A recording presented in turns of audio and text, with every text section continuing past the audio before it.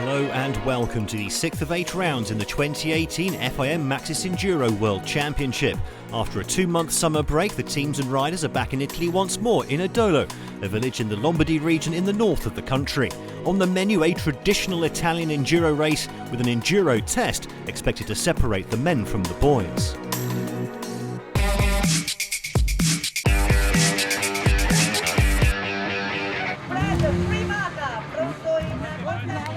Midway through the day, there was potentially explosive news in the race for the EnduroGP title. Championship leader Alex Salvini out of the running after just 8 tests when his bike simply shut down and refused to restart. The Italian down in a relatively lowly 6th place at the time and originally thought his Husqvarna had been hit with an electrical problem. However, after taking some time to examine the bike thoroughly, a rather more unlikely culprit emerged. At the end, we found that it was water in the fuel. Is so strange, but unfortunately it happened, and it's bummed, but it's part of the game. Motorsport is like this. The first part of Loic Lerio's season had been blighted by a nagging wrist injury, but the Frenchman's seemingly fitter and stronger after his summer holiday.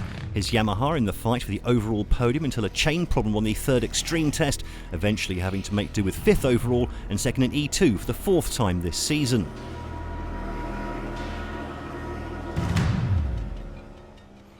Jamie Mccanney just happy to be back on his bike after having to rest instead of train over the summer due to dislocating his shoulder in Trentino.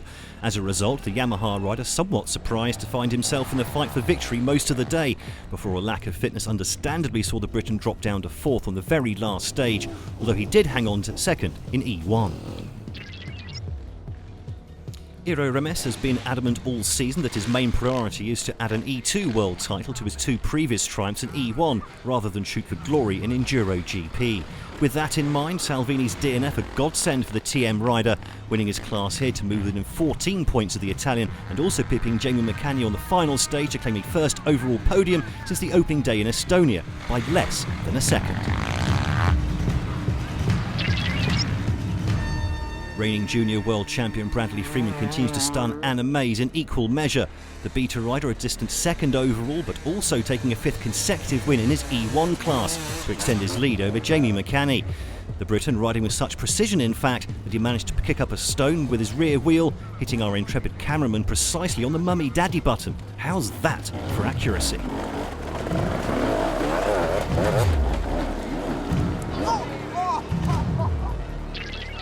Reigning champion Steve Holcomb arrived in Edolo he needed to lay down some sort of marker in his title fight with Salvini, and even before his title rival pulled out, the beta rider was already powering away at the top of the leaderboard.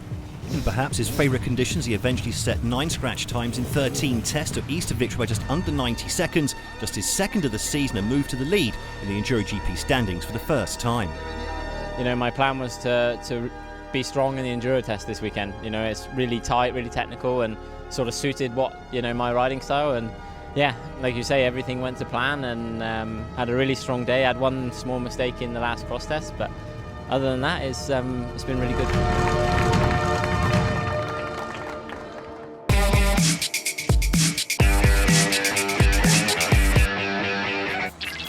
Christophe Nambotin doing well to pick up his form on Sunday after a lacklustre showing the previous day. The Gas rider sitting in 3rd until a big mistake on the final enduro test dropped him down to 5th, although he did hang on to 2nd in E3. Honda's Thomas Alderati turning back the clock this weekend, a junior world champion way back in 2008, the Italian inspired in Edolo. The season's best 2nd in E2 and almost took an overall podium too, only to be overhauled on the final test despite setting the 2nd best time. Alex Salvini pushing his Husqvarna to or even past the limit on the final stage, taking 6 seconds out of Alderati to claim the bottom step of the overall podium and limit the damage in the championship standings. This was also the Italian's 7th win in E2 in the last 9 races, stretching his lead over Remes in those standings to 20 points despite his DNF on Saturday. Beaters Brantley Freeman pleased with 2nd on day 1, but rather miffed at being nearly 90 seconds adrift of the winner. The Briton much happier then that on Sunday he managed to really take the race to Steve Holcomb, even holding the lead until early in the 3rd lap, before Holcomb put the hammer down and powered to victory. Freeman, though, delighted with a 6th consecutive E1 win to go 24 points ahead of Mccanney in those standings. But the star of the weekend was Steve Holcomb. The beta rider hardly putting a wheel out of place and now appears to have the wind in his sails going into the final two events of the season. The Briton not having things all his own way this time, but reacting to that pressure in the best possible way, just when he needed it most. This a third overall win of the season and 7th in E3, where he now holds a 30-point lead in the standings. Coming into this weekend being 8 points behind and, leaving with, I think it's like 16 ahead now, it's, almost more than I could have imagined. Feeling good, feeling focused, and like you say, I know what to do now, and pretty happy to start training hard for France and push through to Germany.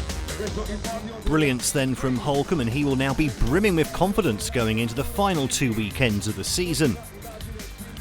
And for the first time this year, he now leads the EnduroGP standings by 16 points from Salvini, while Freeman has now moved up to third place, 7 points ahead of Remes and only 12 behind the Italian.